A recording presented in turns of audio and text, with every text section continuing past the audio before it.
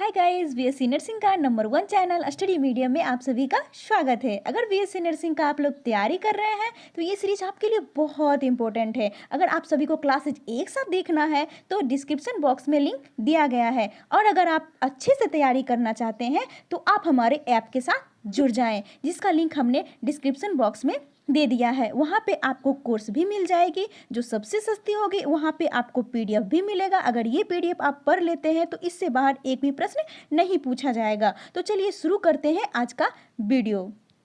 पहला क्वेश्चन है, ठोस की शुद्धता किसके निर्धारण द्वारा प्राप्त की जाती है?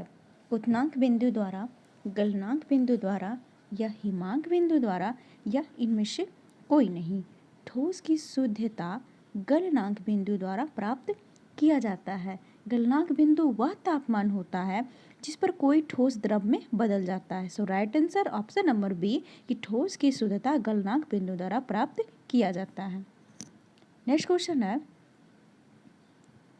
कार के स्टीयरिंग में शामिल है एक एकल बल, दो बल जो एक ही दिशा में कार्य करता है, दो बल जो अलग अलग रेखाओं पर तथा विपरीत दिशाओं में कार्य करता है, बलों का एक युग्म जो विपरीत दिशाओं में तथा उसी रेखा पर कार्य करता है।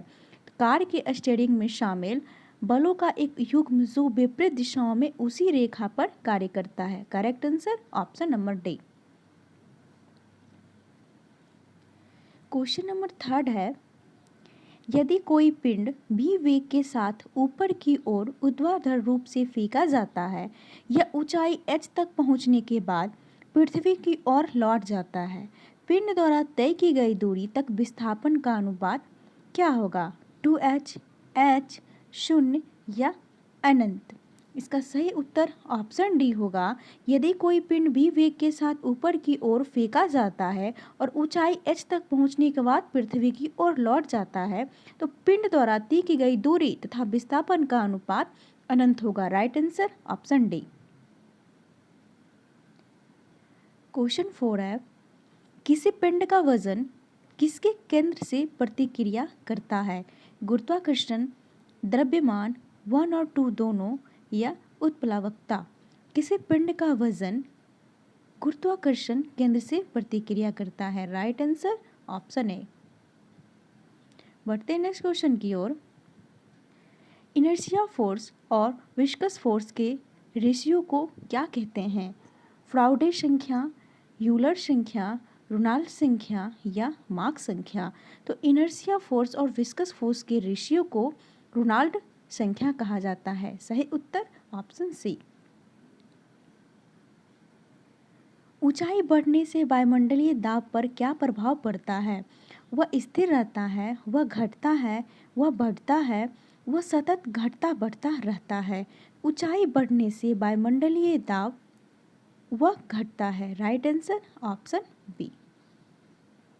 क्वेश्चन नंबर 7, न्यूटन के गति नियम लागू होते हैं जब पदार्थ की प्रकृति होती है कण प्रकृति, तरंग प्रकृति, द्वैत प्रकृति, कण और तरंग प्रकृति साथ साथ उपयुक्त में से कोई नहीं। तो जब पदार्थ की प्रकृति कण प्रकृति होती है तो न्यूटन के गति नियम लागू होते हैं। So right answer option number A. Question number 8 है, यदि किसी कण का वेग समय ग्राफ y = mt+c द्वारा निरूपित होती है तो कण चल रहा है एक समान चल के साथ, एक समान वेग के साथ, एक समान त्वरण के साथ, परिवर्ती त्वरण के साथ। यदि किसी कण का वेग समय ग्राफ y = mt+c द्वारा निरूपित हो तो कण एक समान त्वरण के साथ चल रहा है। सही उत्तर ऑप्शन सी। क्वेश्चन नंबर 9, दाब बढ़ाने से बर्फ का गलनांक बढ़ता है, अपरिवर्तित रहता है, घटता है, बर्फ में अशुद्धताओं पर निर्भर करता है? दाब बढ़ाने से बर्फ का गलनांक बढ़ता है। करेक्ट आंसर ऑप्शन नंबर ए। चलते हैं नेक्स्ट क्वेश्चन की ओर। पहाड़ी पर चढ़ने वाला व्यक्ति आगे क्यों झुकता है? फिसलने से बचने के लिए, गति बढ़ाने के लिए, थकान कम करने के लिए, स्थिरता बढ़ाने के लिए? पहाड़ी पर चढ़ने वाला व्यक्ति आगे की ओर झुक जाता है स्थिरता बढ़ाने के लिए। So correct answer option number D.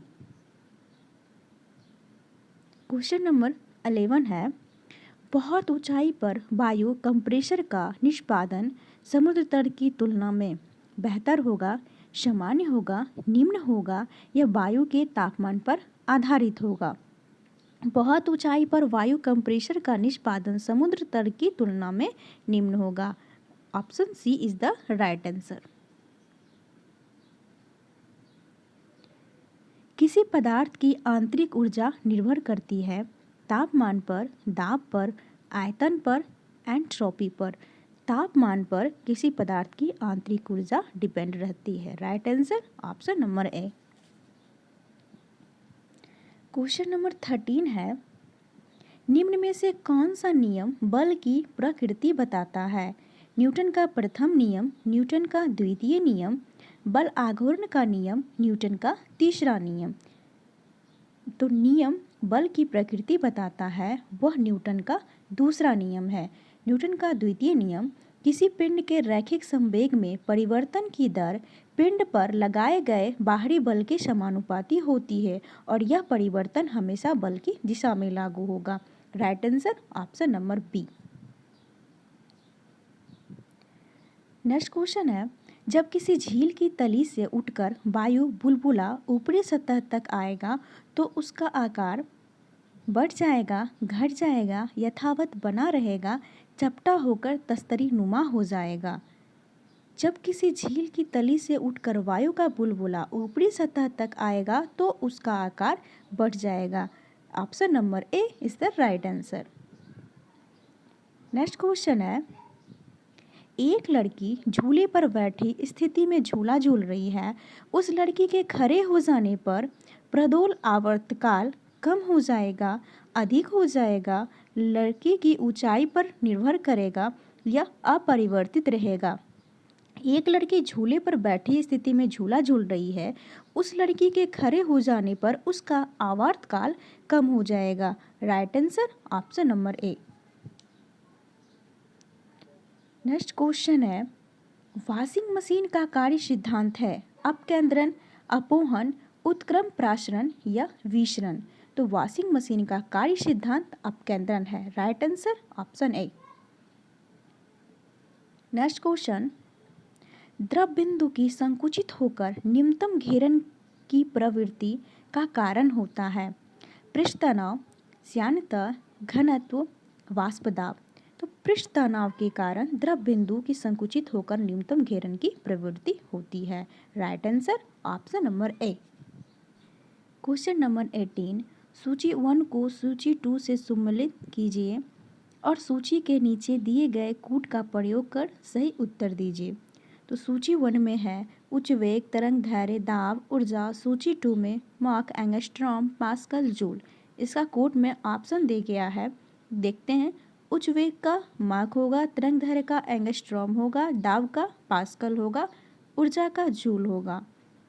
So correct answer हमारा ऑप्शन सी होगा। क्वेश्चन नंबर 19, यदि पृथ्वी का द्रव्यमान वही रहे और त्रिज्या 1% कम हो जाए तो पृथ्वी तल पर जी का मान। इसका ऑप्शन है 0.5% बढ़ जाएगा, 2% बढ़ जाएगा, 0.5% कम हो जाएगा या 2% कम हो जाएगा। यदि पृथ्वी का द्रव्यमान वही रहे और त्रिज्या 1% कम हो जाए तो पृथ्वी तल पर जी का मान 2% बढ़ जाएगा। Right answer option number B. Question number 20, hydrogen से भरा हुआ पॉलीथीन का गुब्बारा पृथ्वी के स्थल से छोड़ा जाता है तो वायुमंडल में ऊंचाई पर जाने से गुब्बारे के माप में कमी आ जाएगी, गुब्बारा चपटा होकर चक्रिका प्रकार के आकार में आएगा, गुब्बारे के माप में वृद्धि होगी, गुब्बारे का माप एवं आकार पहले के ही समान रहेगा। यदि हाइड्रोजन से भरा हुआ पॉलीथीन का गुब्बारा पृथ्वी के स्थल से छोड़ा जाता है तो वायुमंडल में ऊंचाई पर जाने से गुब्बारा चपटा होकर चक्रिका प्रकार के आकार में आएगा। Right answer option number B. Video अगर पसंद आए तो लाइक कीजिए, सभी के साथ शेयर कीजिए और चैनल को सब्सक्राइब कीजिए। और तैयारी को अच्छे से करना है तो आप हमारे ऐप के साथ जुड़ जाएं। वहाँ पे आपको पैड कोर्स मिल जाएगा बहुत ही सस्ते में। और अगर पीडीएफ डाउनलोड करना है तो वो भी आपको हमारे ऐप में ही मिलेगा बहुत ही शानदार 10,000 क्वेश्चन के साथ। अगर ये पीडीएफ आप पढ़ लेते हो तो एक भी क्वेश्चन नहीं छूटेगा। अधिक जानकारी के लिए हमारे इस नंबर पर संपर्क करें। तो चलिए मिलते हैं नेक्स्ट वीडियो में, तब तक के लिए बाय बाय।